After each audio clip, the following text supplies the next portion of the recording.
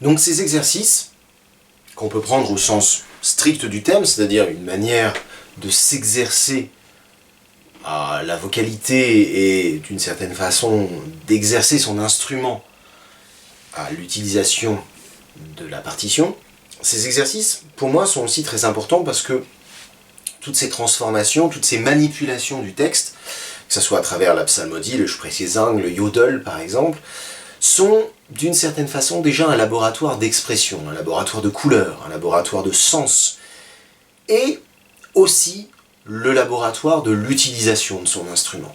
C'est-à-dire que c'est un espace de travail dans lequel aucune norme, aucune vérité ne doivent écraser les possibilités. Il n'y a pas d'impossible dans ce laboratoire. Toutes les expériences sont bonnes à prendre, sont bonnes à faire.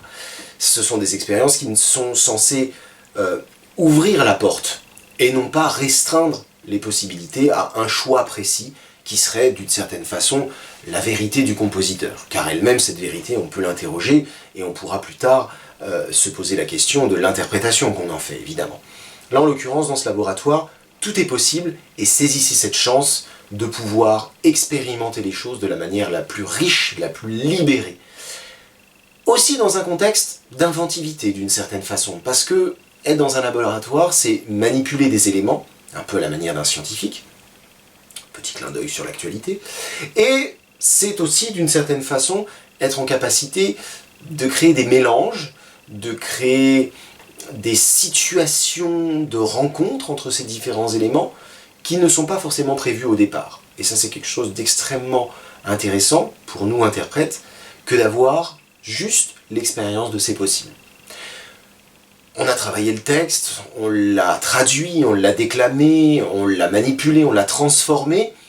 On va maintenant l'intégrer à la partition, bien évidemment. Et ça, la première étape, c'est la préparation du support.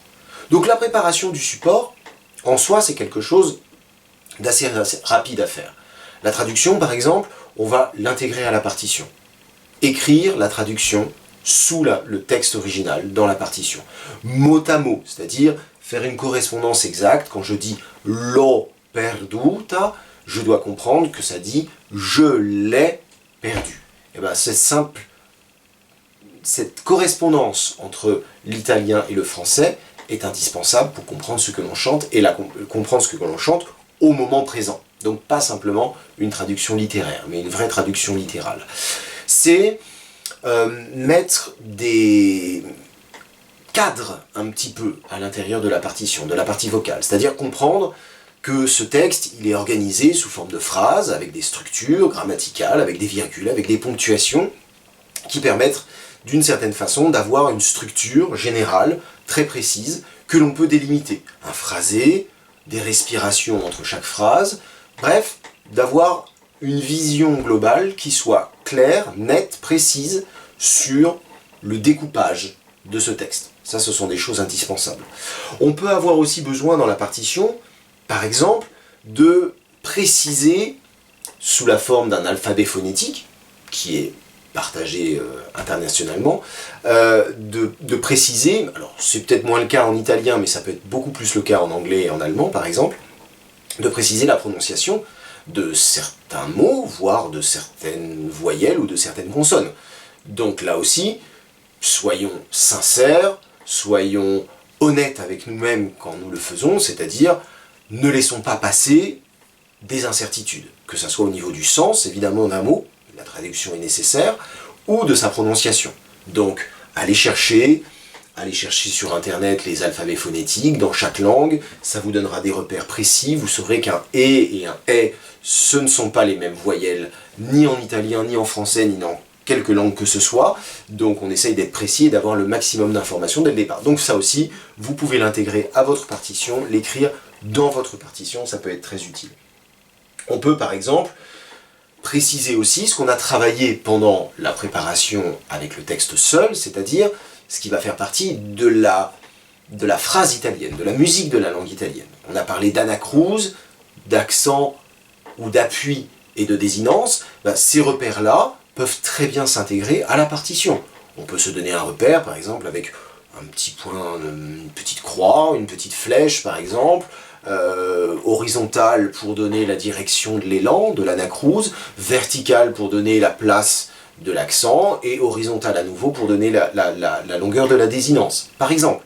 Ça aussi, ce sont des petites choses qui permettent d'avoir sous les yeux, quand on travaille la partition, un maximum de repères visuels, de savoir comment se déroule la partition, comment est-ce qu'elle est organisée, de quels éléments on a besoin pour pouvoir l'aborder sereinement et avec le plus de justesse et de précision possible. Donc ça, ce sont des choses qui doivent apparaître dans votre partition. De manière générale, très souvent, quand je vois la partition d'un élève, je constate très souvent que la partition est totalement vierge. Quand je dis totalement vierge, c'est qu'à part le contenu original de la partition du compositeur, je n'ai que peu ou pas d'informations. Éventuellement une petite respiration par-ci par-là, et encore, de temps en temps une vague traduction du texte, de temps en temps quelques repères de phrasés, mais rarement, voire jamais, quelque chose de complet. Or, n'oubliez pas, le support que vous avez, c'est aussi le premier vecteur de votre mémoire. C'est le premier objet sur lequel votre mémoire va se fixer. Or, si cet objet est imparfait, s'il est rempli d'erreurs, s'il est incomplet, automatiquement cette mémoire le sera aussi. Donc il faut y faire attention.